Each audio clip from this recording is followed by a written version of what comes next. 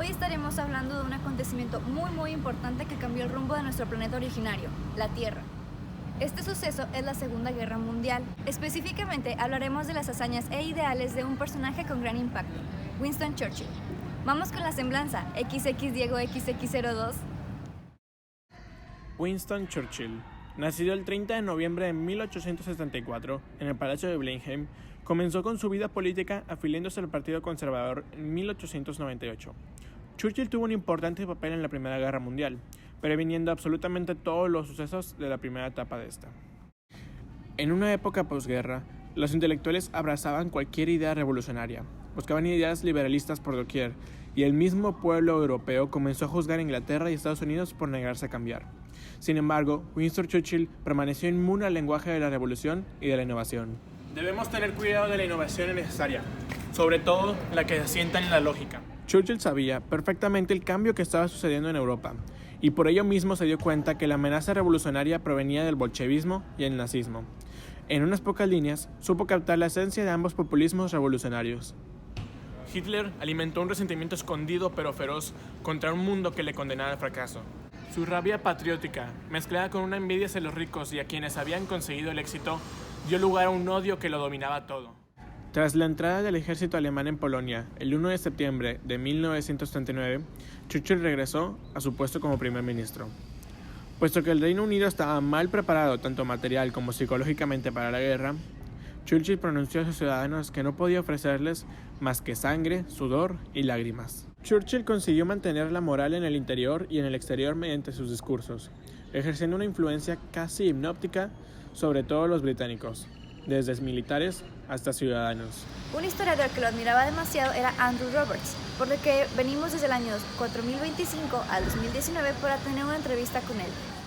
Muy buenos días, señor Roberts. Mi nombre es Elida Saurio y le voy a hacer algunas preguntas sobre Winston Churchill. ¿Me puede decir qué papel tenía este personaje en la Segunda Guerra Mundial? Churchill fue el primer ministro de Inglaterra, región que lideró durante este conflicto, el cual veía como una lucha entre la civilización y el régimen más cruel del mundo.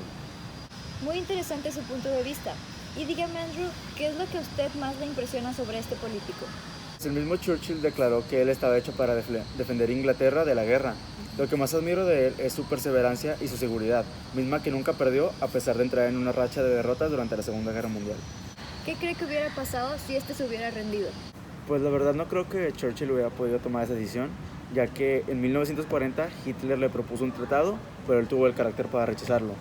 Él siempre estuvo buscando lo mejor para Europa y para Inglaterra, y quería encontrar la prosperidad y la paz que siempre estaba anhelando. Ahora que lo menciona, también tengo que viajar al pasado para entrevistar al mismísimo Adolf Hitler. Fue un gusto platicar con usted y saber que está del lado de Churchill. Sí, gracias. Ahora viajaremos hacia el 1944. XX Diego XX02. Ok, ya estamos en 1944. Venimos a entrevistar al mismísimo Adolf Hitler, que se encuentra aquí detrás de nosotros. ¿Toma asiento? Claro que sí. Muy buenas tardes, señor Hitler. Muchas gracias por recibirme. Mi nombre es Elida Saurio. Vengo del año 4025 y vengo a hacerle una entrevista sobre Winston Churchill. ¿Me podría decir qué piensa sobre este político? Buenas, creo que ha cometido demasiados errores que han costado unas grandes desventajas para ambas partes.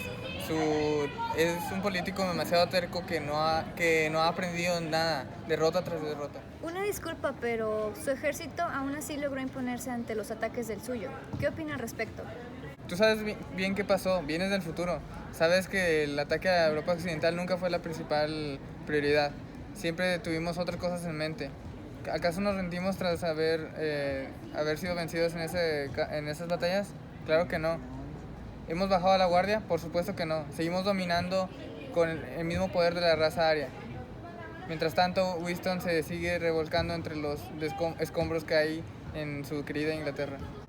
Respecto a eso, ¿es cierto que usted le ofreció una alianza a Churchill, pero este prefirió al gobierno americano antes que al suyo? Nine. No sé dónde sacas todo esto. Y posteriormente despidió al lugarteniente Hess, culpándolo del fracaso de sus negociaciones y acusándolo de traidor tras no regresar con la aprobación del inglés. Falso. Winston perdió la oportunidad de su vida. Le ofrecimos una alianza como ninguna otra, donde Inglaterra y todo el frente de Europa Occidental pudiese cesar fuego y vivir en prosperidad. Fue tan solo el inútil de Hess que lo arruinó todo. Mejor vamos de vuelta al presente. XX Diego XX02. Martin Heidegger fue un filósofo alemán perteneciente al régimen nacionalista, quien a su vez simpatizó con el nazismo. Él es considerado como uno de los pensadores más incomprensibles del siglo XX. En 1927 plasmó sus ideales sobre la vida, las enfermedades y el camino hacia la libertad en su obra maestra El ser y el tiempo. A partir de ello, él sugiere que el hombre aún puede recuperar su libertad si reconoce su influencia social, cultural y psicológica y lo lleva a un concepto más universal. De esta manera, los individuos se vuelven auténticos y libres luchando contra los medios de comunicación y las noticias que controlan a las masas. El existencialismo se opone a la idealización de las potencias involucradas en la guerra, pues argumenta que todo lo relacionado con lo humano se enfrenta individualmente y no a través de conflictos armados y deseos de las grandes entidades. El individuo es libre por sí mismo y tiene derecho a desarrollar su psique de acuerdo con sus intereses, pues no pertenece a una sociedad. Seguidor de este movimiento fue Albert Camus, autor del Extranjero, a quien le resultaba conflictivo el hecho de pensar en un Dios que permitiese el sufrimiento humano. No es justificable pasar experiencias traumatizantes como las guerras para acceder al paraíso una vez muerto. Se le caracteriza una postura rígida a favor de la libertad y en contra del terrorismo del Estado. Para él, la violencia es injustificable y no es posible permanecer neutral ante la muerte ni el dolor humano. El bombe fue uno de los avances tecnológicos que se dieron durante esta época, desarrollado en 1939 por Alan Turing, un matemático inglés.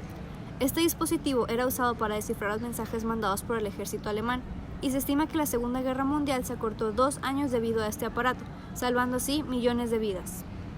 Y hasta aquí el reportaje de hoy. Esperamos haya sido de su agrado y los vemos en la siguiente edición de Nova News.